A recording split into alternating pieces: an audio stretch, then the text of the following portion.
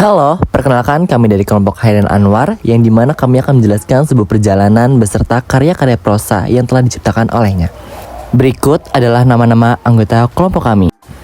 Mari kita dengarkan penjelasannya. Nama lengkap beliau adalah Chairil Anwar.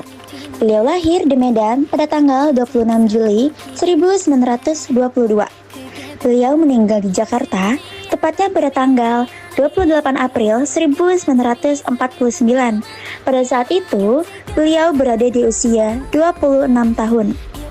Beliau menempuh pendidikan di HIS dan MULO. Beliau memiliki pekerjaan, yaitu sebagai penyair dan penulis. Gerakan Sastra Angkatan 45. Dan yang terakhir, beliau dijuluki sebagai si binatang jalang yang berasal dari karya sastra puisinya yang berjudul Aku. Hairil Anwar adalah salah satu penyair terpenting dalam sejarah sastra Indonesia.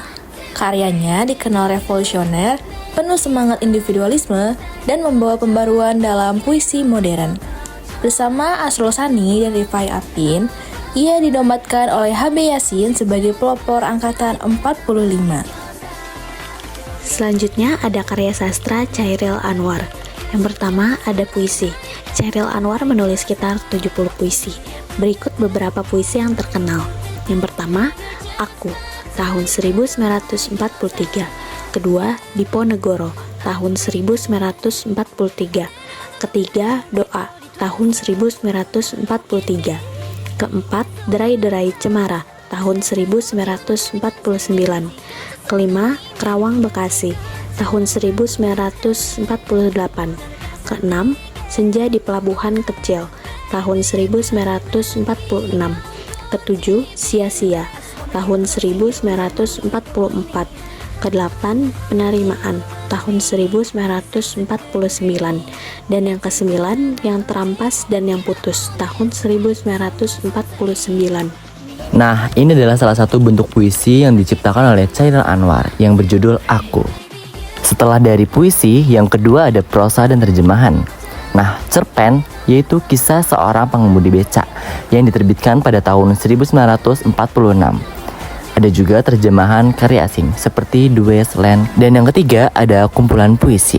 Yang pertama ada Deru Campur Debu yang terbit pada tahun 1949. Yang kedua ada Kerikil Tajam dan Yang Terampas dan Yang Putus yang diterbitkan pada tahun 1949. Selanjutnya terdapat ciri-ciri karya sastra Chairil Anwar. Yang pertama, bahasa kuat dan padat, yaitu kata-katanya yang tajam, ekonomis, tetapi penuh dengan makna.